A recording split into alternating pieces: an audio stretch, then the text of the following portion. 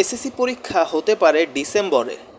দীর্ঘদিন ধরে দেশে ফেব্রুয়ারি মাসে এসএসসি পরীক্ষা শুরু হলেও নতুন শিক্ষাক্রমে 2026 সালে তা ডিসেম্বর মাসে শুরু হবে। সেই সঙ্গে প্রতিটি বিষয়ের মূল্যায়নে বিরতিসহ 5 ঘন্টা পরীক্ষা হবে। বৃহস্পতিবার নতুন কারিকুলামের সঙ্গে সংশ্লিষ্ট সূত্র এসব তথ্য জানিয়েছে। জানা গেছে, স্কুলের বার্ষিক ও অর্ধবার্ষিক মূল্যায়ন প্রক্রিয়া 7টি ধাপ বা স্কেলে শিক্ষাক্রমে মূল্যায়ন পদ্ধতি নির্ধারণ করেছে নতুন কারিকুলাম নিয়ে গঠিত উচ্চ পর্যায়ের কমিটি। সেখানে এসএসসি পরীক্ষা ফেব্রুয়ারির পরিবর্তে ডিসেম্বরে হবে। এ বিষয়ে ঢাকা শিক্ষা বোর্ডের চেয়ারম্যান অধ্যাপক তপন কুমার সরকার বলেন, বছরের শেষে নিলে শিক্ষার্থী শিক্ষাবর্ষ পুরোপুরি ব্যবহার করা যাবে।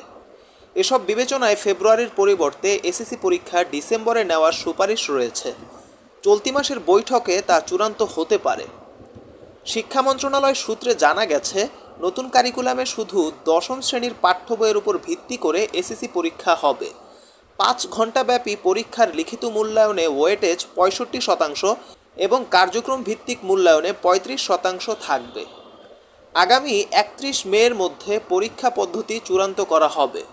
তবে ওই পরীক্ষার নাম এসএসসি থাকবে নাকি অন্য কোনো নাম হবে, সেই বিষয়ে কিছু সিদ্ধান্ত চূড়ান্ত হয়নি। সবকিছু চূড়ান্ত করতে চলতি মাসের মধ্যে এ সংক্রান্ত প্রক্রিয়া সম্পন্ন করতে একটি বৈঠক ডেকেছে মন্ত্রণালয়।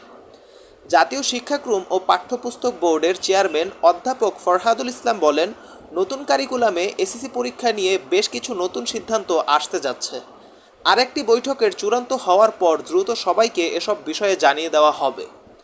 আগামী 27 মে কর্মশালার আয়োজন করা হয়েছে। সেখান থেকে চূড়ান্ত হতে পারে নতুন কারিকুলামে মূল্যায়ন পদ্ধতি।